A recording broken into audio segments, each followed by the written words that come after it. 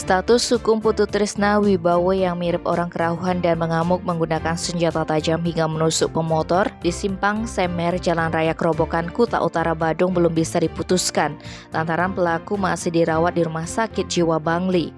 Kapolsek Kuta Utara Kompol Putudiah Kurniawandari saat dikonfirmasi Jumat 2 September menjelaskan usai kejadian Trisna langsung dibawa ke RSJ Kamis 1 September. Sampai sekarang yang bersangkutan masih dirawat di sana.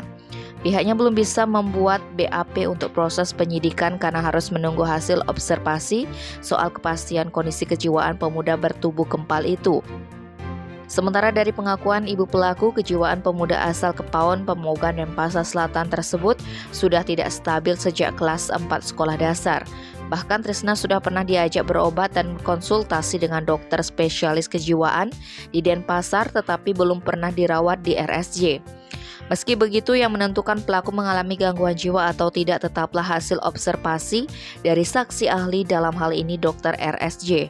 Jika nantinya terbukti mengalami gangguan jiwa, Trisna tidak bisa diproses hukum. Sebaliknya, jika tidak mengalami masalah tersebut tentunya akan masuk penyidikan. Seperti diberitakan sebelumnya, warga di simpang Semer Jalan Raya Kerobokan, depan gate 88 lingkungan Semer, Kuta Utara, Badung dibuat geger oleh ulah seorang pemuda. Mengenakan pakaian adat bat orang kerauhan, dia mengamuk dengan membawa senjata tajam Kamis 1 September pukul 8.30. Mirisnya dia juga menusuk punggung seorang pengendara motor. Aksinya itu direkam oleh warga dan langsung viral di media sosial. Belakangan pelaku diketahui bernama Putu Trisna Wibowo berusia 23 tahun. Awalnya pelaku datang dari arah selatan dengan mengendarai sepeda motor Honda Vario.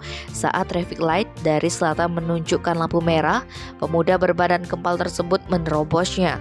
Apes, ada pengendara bernama Komang Putra Wirawan dari arah barat di Jalan Raya Semer hingga terjadi tabrakan. Tiba-tiba Trisna marah dan mengeluarkan senjata tajam jenis pisau yang sudah berkarat. Pemuda ini mengamuk hingga membuat pengguna jalan kalang kabut dan memicu kemacetan. Naas seorang pengendara yang tengah berhenti bernama Kadek Sumerte menjadi sasaran amukannya. Pengendara tersebut dikejar oleh pelaku ke arah timur di Jalan Pengubengan, Kauh sampai ke tengah sawah. Tim Bali Express melaporkan.